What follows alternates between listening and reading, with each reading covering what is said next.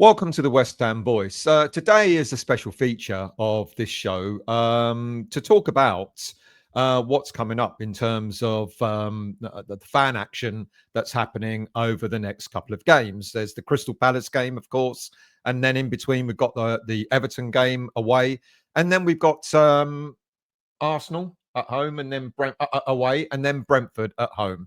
And as you will probably know, the WHU, ISC, Hammers United, etc., they're looking for people to get together, for to do a march this coming Saturday against before the Crystal Palace game, and then a protest against in the Brentford game that's coming up, the televised game on a Monday night in late October. And I've got a special guest to come on to sort of talk about all this from Hammers United.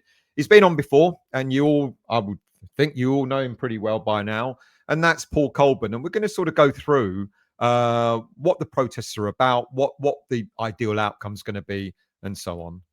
Good afternoon to you, Paul. How are you, mate? Yeah, I'm good, Stelios. I'm looking forward to Saturday very much. Good. Well, thank you for coming on. Really appreciated.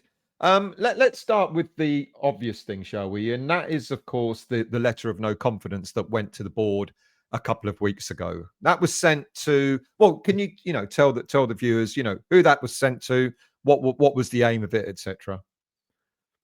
Yeah, sure. Well, do you mean from the Fab or Hammers United, or both? Or both, really, both. Okay. Right. Well, Hammers United, um, we wrote a very simple letter to Mr. Sullivan and Baroness Brady, calling on them to resign. Simple. Hammers United wrote to Mr. Kretinsky, Mr. Trip Smith, explaining that we felt Sullivan and Brady should either resign or be removed from the general everyday running of the club. That's Hammers United. Now, the fan advisory board, there's about a dozen representatives on that. Obviously, Hammers United are the biggest, and we chair it, co-chair it with the club. And as you would know, the fan advisory board sent a letter of no confidence to the club in the board. I can tell you, we deal, Hammers United, very closely with similar organisations across the Premier League and other fan advisory boards across the Premier League. We're absolutely flabbergasted. This was a really big thing because this isn't just Hammers United. There's the Supporters Trust, the Any Old Irons, the Supporters Club, all the diversity groups, the bondholders. So this came from all those groups, and it sent quite a it's a big thing, a big thing. Well, I'll leave you to ask your next question. Yeah, sure. There are two things that have been sent now. I don't know if you've had a response from both. I know there was a meeting last week, and we can talk Yeah. about that. Well, let's focus on that because the WHUIC met with the board last week, Karen Brady, and I guess from the vote of the letter of no confidence, that I'm guessing those were the things that were discussed in that meeting. Yeah, you appreciate I don't represent the Fab, so Okay. I can only say so much. Mm-hmm. But obviously, each Fab member, and I'm lucky my member's the chair, has to report back. So I do know what went on. Mm-hmm. Basically, what I was very proud of was that the supporter side people did not go in doffing their caps. I can assure you. They went in there, and as they always do, they were very professional. But I can also say they were very forceful, forthright. I can only say so much because obviously there's a degree of confidentiality. Minutes will be produced, Mm-hmm. and we're obviously trying to get the club to produce the minutes ASAP. What I will say is that the meeting started by a a statement being read out, mostly by Andy Payne, but other members of the FAB contributed. So, normal procedure is that when a statement is read out at a meeting, that statement appears in the minutes. Mm-hmm. And I would hope that if the club aren't going to put it in the minutes, then I would hope that the FAB would release the statement publicly for all to see. I can tell you what Hammers United wanted in the statement. And by and large, I think this is more or less what was said. You appreciate I wasn't at the meeting. Mm-hmm. But the obvious sort of thing that I've got to put my glasses on as I can't see bugger all. When will the club move to a professional governance model with a chief executive officer and a director of football? What about all this PSR claims? We need a credible financial strategy, which will give us the ability to invest in the squad. Sellable stadium experience. We did a survey recently, as you know, and it's there in black and white. It's there in black and white.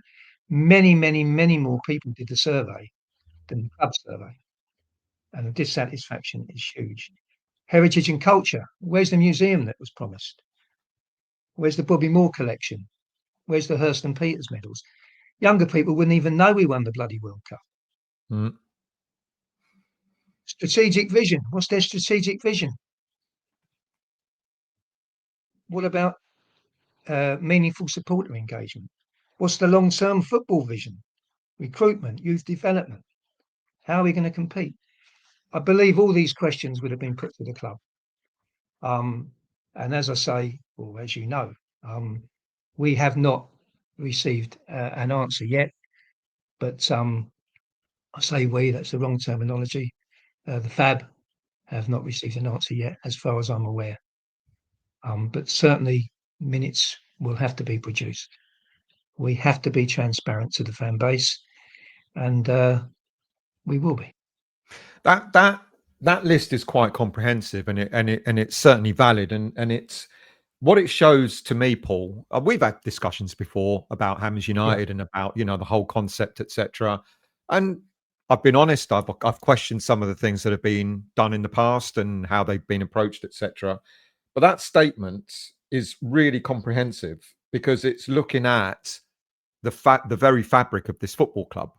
It's looking at West Ham United in a very, very different way, in a very, not that it's been not been professional before, but in a very professional sort of concept way.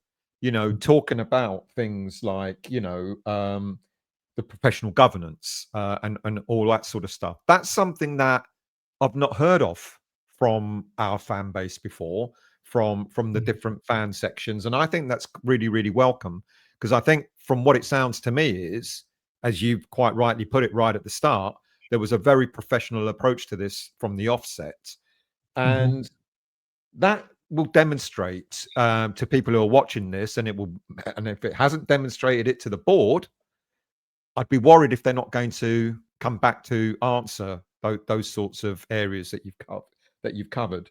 Of course, one thing that I don't want to put a downer on the way West Ham United do things, but one thing that we know that they're very good at, Paul, is they put spin on things. So when you ask about PSR, they'll say, "Oh, well, of course. Well, we've spent money." No one's ever denying that they haven't spent money. I think it's more about the other thing that you've talked about, the strategy, the future strategy of the club. It's all very well them saying that there's absolutely no denying. If you look at the balance sheet, we can see that they've spent money, but it's the way that they've spent money. So that's another good thing about you talking about the strategy. Now, when it comes to strategy, one of the other spins that they can put on will be like they'll turn around and say, well, we've had a director of football. It hasn't worked. We've had it a couple of times. Mario Huselos under Pellegrini, and then recently Steiden. So when they come back, and I'm sure they probably try that, what's the comeback from Hammers United, from the representatives were at that meeting? Well, I can only speak for Hammers United, but it's like you buy a goalkeeper and he's crap. You don't not buy another goalkeeper. You still need a good goalkeeper. And if we've had a director of football before and it's not worked, possibly because of interference Hmm. from Hmm. Mr. Sullivan, that is no reason for Mr. Sullivan then saying, "Okay, well he was rubbish or whatever. I'm going to take it all over." Yeah. That is the professional way to run a football club. Mr. Sullivan, the proof is there. The proof is there. I was on a recent podcast and I went through, as you probably know, there, not mine or yours, Golden Sullivan's 10 pledges, 10 promises, which it just haven't come to fruition. They failed. Mr. Sullivan's failed, and part of the reason that the director, the CEOs failed before is because of him. It's not working. It's plain to see the club is in such decline. It's in bloody terminal decline at the moment. Hmm. Something has to be done, and it's no good Mr. Sullivan sticking his head in the sand Yeah. because we won't have a bloody club left. So, yeah, what we're saying is, and don't get me wrong, Stelios, I would like nothing more than Mr. Sullivan to sell up and ride off into the sunset, taking his paid employee with him. But it seems unlikely, and they overvalue the club so much. I mean, we all know that the gold shares, some of them at least, are up for sale, but they're overvaluing them. So I would love him to ride off into the sunset. But if that's not going to happen, then the next best thing is for him and his paid employee, the Baroness, to have nothing to do with the running of our club because they've screwed it up and they continue to screw it up. We need Hmm. professional, competent, executive people, possibly a CEO, director of football, who are going to, put life back into this club and stop the decline and move forward. We cannot carry on as we are and do nothing and bury our It, heads in the sand. yeah, I did a show the other day, Paul. I sent you the link, and about how we've managed to turn European success into regression. Whereas other clubs seem to have turned European success into progression. And I'm inclined to agree with you. We've had so many chances, haven't we? I mean, Mm. one of the things that the West Ham board have done is they gave us these promises that they should never have kept. Ironically, when we moved from the old stadium, if they'd have just turned around and been honest and go and said, "Look, we're going to not lie to you. We're moving stadiums because it's cheaper," we would have been Mm. unhappy, but in a way, we might have accepted that a little bit more, rather than we're moving stadiums because we're going to go to the next level, world class, blah Yes. blah blah blah Yeah. blah. Which, and you, as you said, they failed to deliver. Now we're not expecting to be the Barcelona of the Premier League. We're not expecting to be competing in Europe Yeah. every year, but we are Mm. expected to be challenging, and we're expected to have seen progression because Brady did an interview on Talk Sport not that long ago, talking about how wonderfully successful the stadium move has been. Yeah. And one of the most, the best transitions from stadium to stadium ever. And and and I'd point out that we've had European success a couple of times without having to be at the London Stadium. We had that at Upton Park. We've had FA Cup wins. We've had a modicum of success over our years, and we haven't had to move to a 60,000 seat stadium to achieve that. So the whole thing with the stadium, let me ask you it directly. If they'd have turned around 10 years ago or 12 years ago, however long it was, if they'd have turned around back then and said, all we're doing is we're moving because it's cheaper, full stop. Would you as a fan, I mean, of course, we moved from our spiritual home, but would you as a fan have accepted that reason without them sugarcoating it? Yeah, I still wouldn't have wanted to move, No. but Yeah. one would say that. So we move, and listen, whilst I loved Upton Park, if we'd have moved somewhere decent, I could put up with it. I could live with it. Yeah. You Yeah. know, Spurs fans are much more happy than we are. Hmm. But yeah, promises were made and all the rest of it. But we genuinely, I'll speak for myself, maybe I'm just naive and gullible. I didn't expect to win the bloody league. I didn't expect to get in the Champions League. but I expected something. Mm-hmm. But Mm-hmm. what I never saw coming, I remember talking to Bill Gardner, and I said, "Look, Bill, I don't want to move any more than you do. But one thing I said, wouldn't it be great to have 60,000 West Ham in the stadium?" Yeah. Never occurred to me that half of them wouldn't be West Ham. That just Yeah. never occurred to me. Yeah. It just never did. And, I've gone on about it so many times. The thing that's broke my heart is that our wonderful fan base, that was the best fan base in the country, there's no doubt about it. It was. It was. And I'm from North London, and all my Tottenham and Arsenal mates, they couldn't believe what our fans were like. In my generation, we went through 5 relegations, and the Mm-hmm. fan base just went every game in the second division. No one goes anymore. Yeah. No And one we're in the goes. yeah. And it's broke my heart. And they don't go because of that poxy stadium. Yeah. Yeah. You know, On the but let's talk stadium. about the stadium. Yeah, let's Let's, let's let's do that, because what some of the things that have been asked for in the past have been very for us quite not that difficult. Keep away fans away from the home end. Improve the acoustics in some way. Bring down that wall between the home and away fans. Have a designated standing area. Have a designated family area. They're not beyond the realms of. They're not ridiculous asks. And I know that the club have come back in the past and they've gone, oh well, it's not our stadium. We can't do it. Well, we know yeah, they can. It's a matter of negotiation, and it's a matter yeah. of putting a few quid up front in order to accommodate that. Am I right in thinking that, or is there something that we're missing as a fan base? Oh, I think generally you're right. I mean, look, our strategy at Hammers United uh, is to say, look, what we've got to do is maximise the number of West Ham supporters in there. I mean, this P1 travel, Yeah. they've got tickets for about 25 different blocks. Is that really necessary? Can they not have them in a couple of blocks? Mm-hmm. Mm-hmm. And we've suggested that when when tickets go on the ticket exchange, perhaps if they gave people real money instead of club cash, people would be more inclined to put it on the ticket exchange, so they'd sell more. There'd be less empty seats.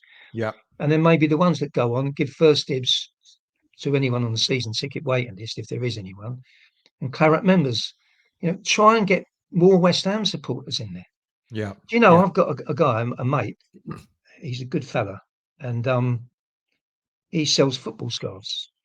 And he told me he knows all the guys. They're all from Southend way that sell the half and half scarves. The order for West Ham half and half scarves doubled last season over the season before, and that is frightening. That is frightening. There's just, I've got nothing personal against tourists. I just don't want them sitting next to me. So again, if the P1 tickets were put more together, I accept the ticket exchange tickets, are all over the place, but at least give first dibs where you can to Claret members and season ticket members. In a way, But, what you're advocating is almost like a neutral zone. You know, well, it's yeah, it's yeah, a sad thing. it It's a is. It sad is sad. indictment. It is sad to say it, but in a way, I get it, because that means that those fans who can't make a game for whatever reason, they put their tickets up to ticket exchange. It means that a West Ham fan is likely to buy it more, get it more than Yeah. a neutral fan. So the That's thing what you're is, saying. Elios, when we moved there, we could fill that stadium. I'm not Yeah, saying there weren't any tourists there and that, but we could yeah, fill it. We can't fill it now. yeah, It's 30,000 people have said, I don't want to go there no more. yeah, yeah, I've been in the pub I go in, and I've seen people throw tickets on the table and say, does anyone want it? And people say, you're joking. Don't want it. Don't want it for nothing. We've lost so many supporters that have given it up. They can't fill the stadium now. They won't tell you that, but they can't. yeah, They cannot fill that stadium up. Against Tottenham, it was listed as 62,000. Now, as we know, every game and every team in the Premier League's the same. We know that. There probably was about 50, 55 there. And we'll yeah, know in 5 weeks' time, because we'll put in a freedom of information request. But actually, when they said there were 62, they didn't sell 62,000 tickets, because at 11:30 against Tottenham, there were 500 tickets left. And there were also, these were sold, of course, originally, there was also 3,500 tickets left on Ticket Exchange. They Yeah. can't sell out when they play Tottenham. So many people have walked away, and that is what breaks my heart. And this has got I to can be. live with. Sorry, Paul. Go on. Yeah. No, you carry on. And this is what surely. Yeah, I mean, I remember we had the conversation last year when we were talking about concession tickets, and there seemed to be a theory. Don't know if it was a well-known theory that the club probably thought that they could just move all the concession tickets upstairs to the upper Yeah. tiers, and then just all those concession tickets that are left over, those spare seats. I think the club thought that they could just sell them at top price, didn't they? But that's not going to be the case, is it? Because you can only sell a product if the product's good, and if the product's no good, then you are going to have gaps. Surely the club has got to see that, Paul. Surely the club has got to see the decline. Against Palace, I can't give you the details, not because I can't, I just don't know them. But we have a person on our committee, Lee Pearce, and he's our sort of resident ticket expert. And they've reduced loads of prices against Palace. We know they're doing kids for £1 against Brentford. Yeah. They can't sell out because people hate the place and the football shit.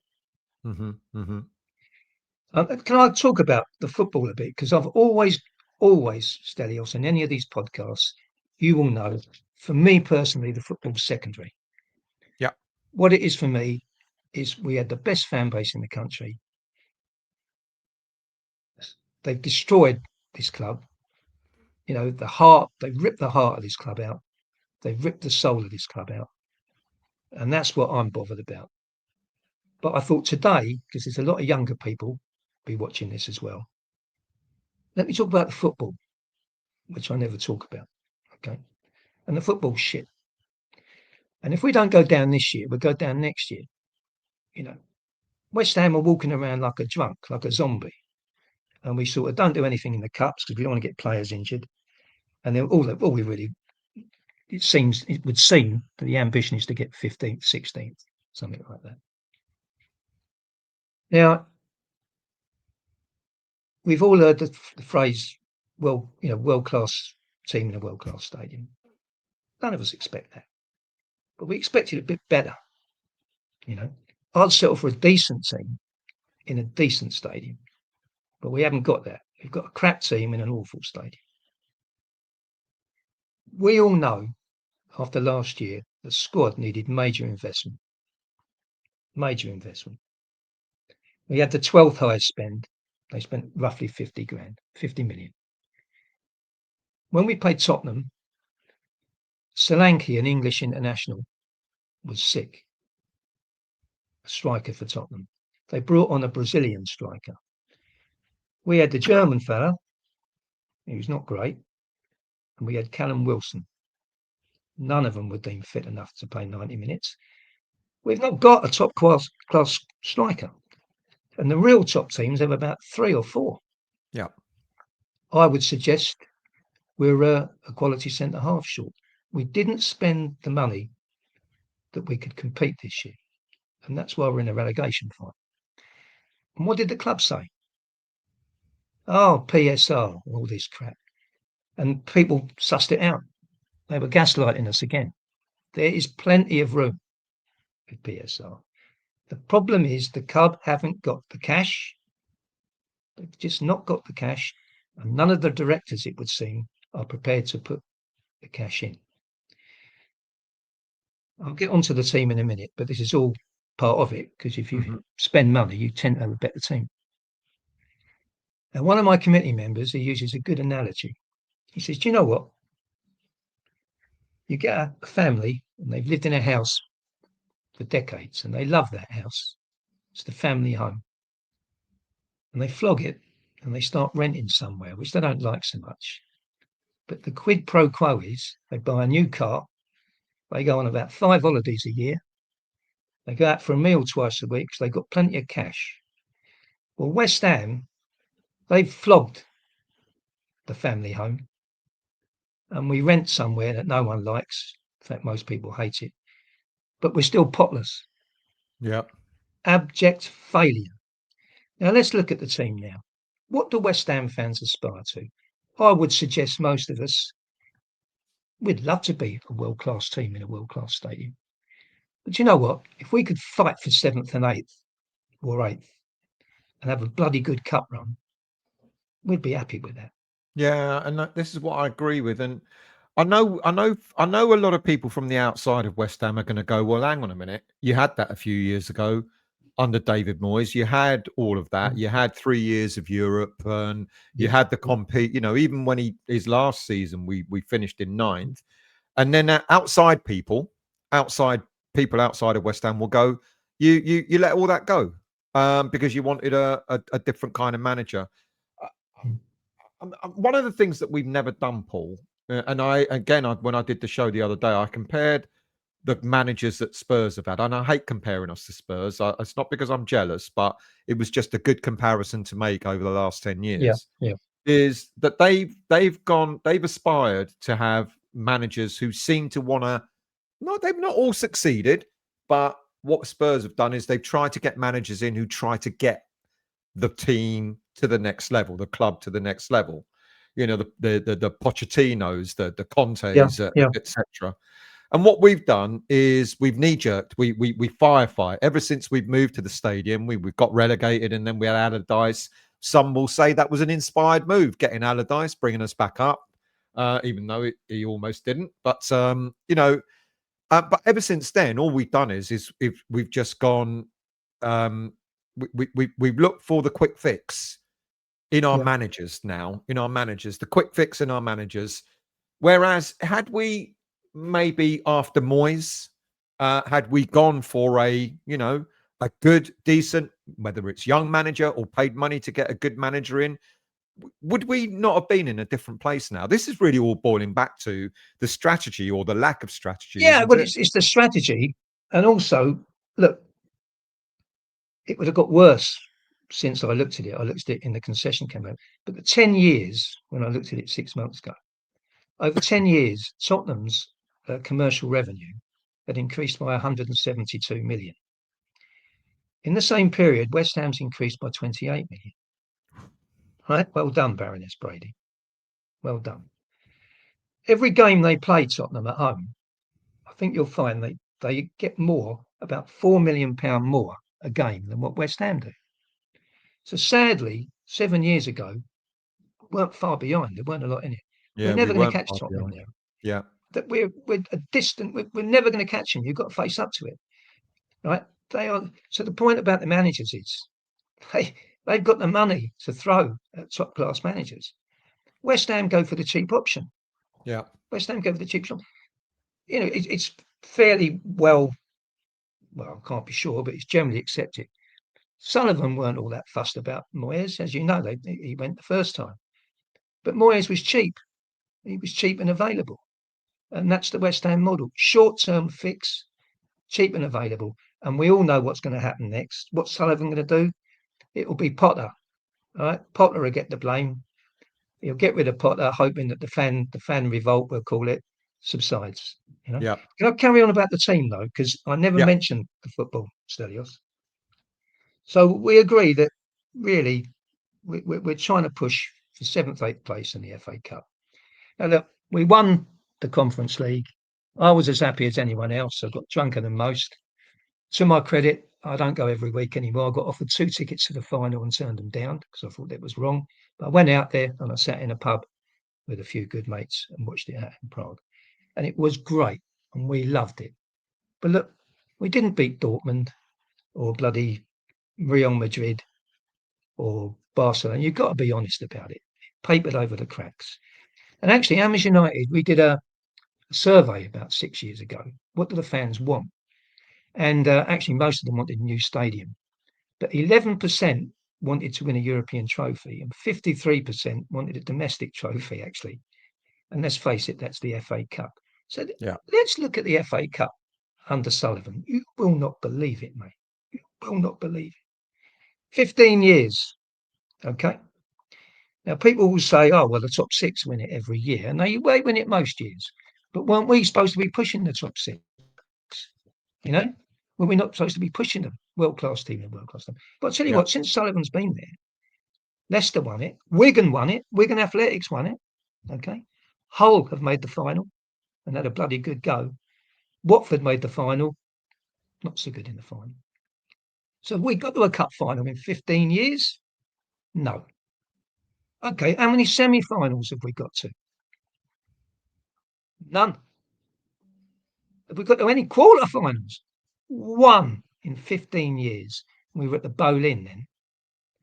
And actually, if you want to take it further and look at the League Cup, because the League Cup, I would say, should be fairly, not easy, but you should be able to have a right good go to get to the semi-final Yeah. of the League Cup.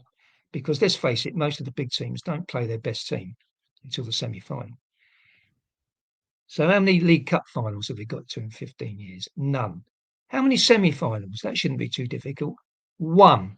And we lost to Man City 9-0 on aggregate. So there you have it. I never talk about the football because I care about the heart and the soul about the club. Yeah. Yeah. But there you have the football. Abject bloody failure. Yeah.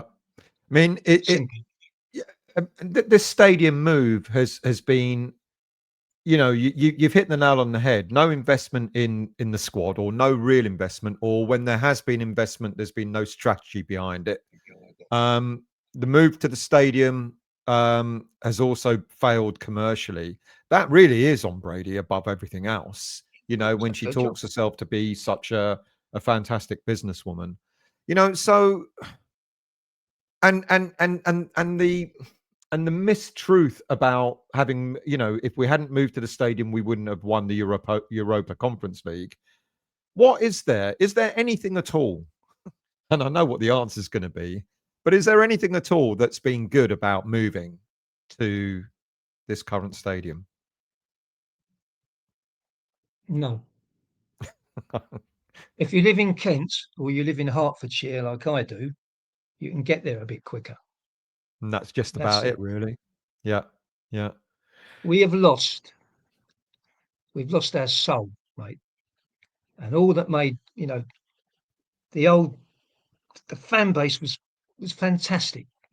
And I'm we've going lost to our ask you. soul, and we've lost our heart, and we've lost our identity. So I'm going to ask you, Paul, what do all right, let me just see if I can ask it in twofold, or can I?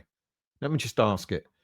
Is there anything that the club can now do that will bring any of those fans back? I've thought about this a lot. I think there's three things. And, I know a lot of these people, and I'm one of them. So I'm the most popular man in the world, but anyone who goes to the amount of games that I used to, you meet a lot of people. And sadly, a lot of them are dead now. There's three things. If a lot of the changes that we'd like at the stadium, I'm not talking about pulling it down and rebuilding it, which is really what we'd all like, I think. Yeah, if there were less tourists, or if the tourists weren't next to us, that sort of stuff, and the awful process about getting in with all the searches and everything. And I have to say, and I've got to talk about this in a minute, people getting slung out for bugger all, getting Mm-hmm. banned for bugger all. Maybe if that improved, it would be better. But I Yeah. think there's two things that really would make people go back. But a lot of people, and I'm one of them, it's got personal now. Sullivan and Brady have destroyed this club. And when they go, me and a lot of my mates would go back. That's a fact. And weirdly, I think if we got relegated, certainly a lot of the old school would come back, because I think we'd see that as a challenge. We'd see that as a challenge. So I think those two things, if Sullivan and Brady went, and or we got relegated, certainly my age group and all my demographic, I think a lot would come back here. I'm inclined to agree with you in a way, Paul, because when we were in the championship, some of the best away days, Yeah, were had, and some of the rivalries with some of these other clubs. There's a lot of big yeah, clubs down there. There's a yeah. lot of big clubs that are languishing in the championship, and what would be interesting is, though, they might have to close off some of the upper tiers, because there'll be maybe 35 hardcore that will go to every home game. Well, I But I mean, wonder, 35 hardcore probably will give a bigger sound of course. than Did you hear the noise 60. Burnley made? Burnley the Yeah, other day, yeah, 22,000. yeah. I mean, when we did our protest, or one of our protests, and we were giving out black balloons, we had Liverpool at home, and it broke my heart. We were on Bridge 1, which I appreciate. Some of the local support were coming around the back of the stadium, Pudding Mill Lane, that sort of thing. I didn't believe the number of half and half scarves. I just couldn't believe it, It's become a and tourist attraction. yeah, and a friend of mine, Matt, he said, Paul, he said there was 100 people round us. This is the upper tier. He said it weren't any what I call West Ham there, Paul. And I got back, and what it was, I usually stay in Plaistow, but I had to get back home for whatever reason. So as I'm coming through from Plaistow, of course, I stop at Liverpool Street. So I think, there'll be people get on from Stratford. I'll have a chat about the match. There was a seat either side of me, and God's honest truth, the seat to my left, the guy got on. I suppose he was from the Far East with a half and half scarf. And the guy to my right got on, and he was an American fella. And I said, he said, well, I don't support the Hammers, but, and I thought, this is what it's become. Mm. It's a tourist attraction. And it's bloody heartbreaking. I know there's room in the stadium for the tourists and the traditional fans, but the trouble is the traditional fans are all walking away. Yeah, yeah. This is the tragedy. And somehow we've got to get these fans back. If you run a normal business and you've got regular customers and they stop coming, blimey, what's going on? What have we done? West Ham weren't bothered at all that people stopped going. Quite happy, but now they are bothered. Take it from me, they're bothered because they can't fill the stadium up. Yeah, yeah.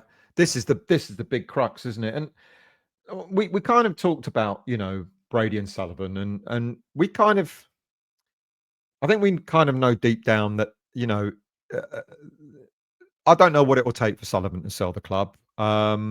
He could sack Brady, but we don't think that's going to happen.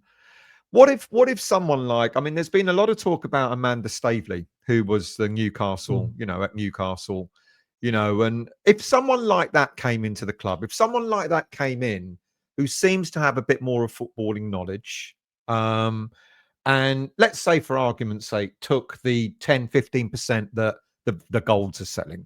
Let's just say they came in, they went, all right, we know we haven't got a controlling interest, but that we'll use that 10-15% to try and influence how this club develops. In a way, it almost goes to what you've been talking about of getting someone who understands football, who can create a strategic direction. Is that the next best thing, Paul? Because we kind of know deep down we'd like it all to happen, for Sullivan and Brady to go, but we kind of know deep down that probably won't happen. But if they did just what you've just said about bringing in someone with a footballing brain, is that the next best thing for West Ham? Do we kind of reluctantly accept that I and don't see know. where it goes?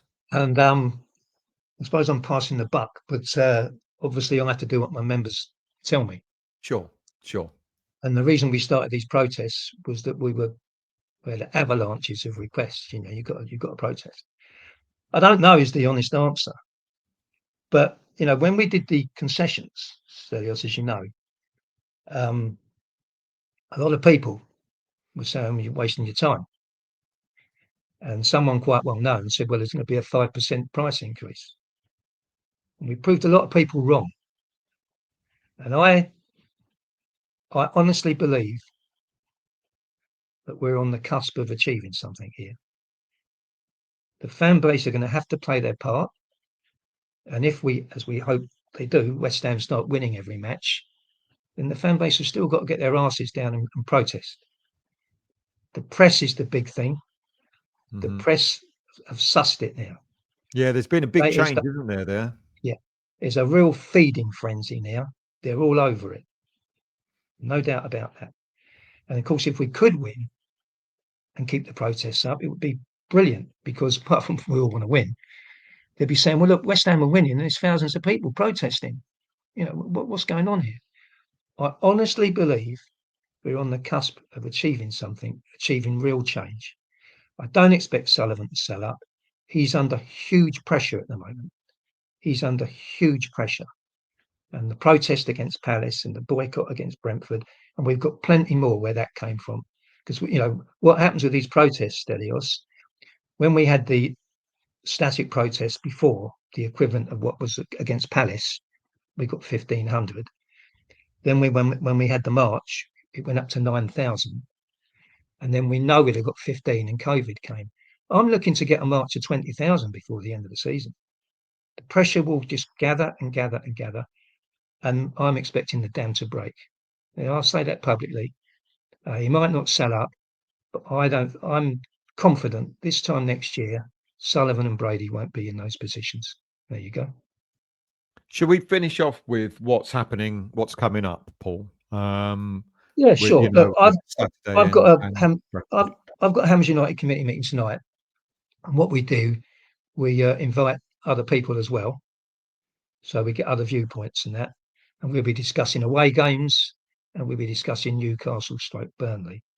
I will be talking to the police obviously on Saturday, and we've got to start looking at a route. I want to march. We're looking to get a march sort of 10,000 plus, whichever one's a Saturday game, Newcastle/Burnley. But nearer the time, obviously we've got Palace coming up. It looks like we're going to get good numbers down there. I'm quite. It's encouraging. There's some guys, they're doing a boat trip. They call themselves Ironworks Sirs, and they're going to stop the boat under the bridge, and they're going to meet with me in the morning to get some flags and that. But look, all the people, Stelios, watching this program, they're all West Ham supporters. They all love West Ham. Most are probably like me. It's the most important thing in my life, apart from the family. And it bloody hurts. It hurts how bad, how shit everything is over there. And this really is an opportunity. Everyone watching. You probably all moaned in the pub, or moaned at school, or tapped your keyboard. Well, this is an opportunity on Saturday to actually do something about it. And you can either stand around and do bugger all and just carry on moaning, or get down there peacefully. It's got to be peaceful, because Sullivan would love it if everything went up in the air. He could be the victim then, and we'd all be the bad guys. It's got to be peaceful. We can get down there in numbers. The press will come by. They'll see the numbers. They'll see the story there. Hopefully we can talk to some of them. The board will come by. Well, peacefully, we can let them know what we think of them. And obviously the team coach come by and give them a chin. I've got to come in there. There's something I have to say. When we had our last protests, okay, the smaller one was against Everton. And Everton were a half decent team there, Stelios. Okay. That season, Everton came 12th. And we drew 1-1. That was the day of our first protest. The week before, we lost 1-0 to Sheffield United. And the week after, we lost 4-1 to Leicester. And that weren't the league when they won the league. So maybe the protest inspired the team. I don't know. But on the really big protest, this will shock you. Right? The 7 games before the big protest, we lost 5 and we drew 2. Well, that you just made me think of a good point, because some people have said that these protests will distract the players.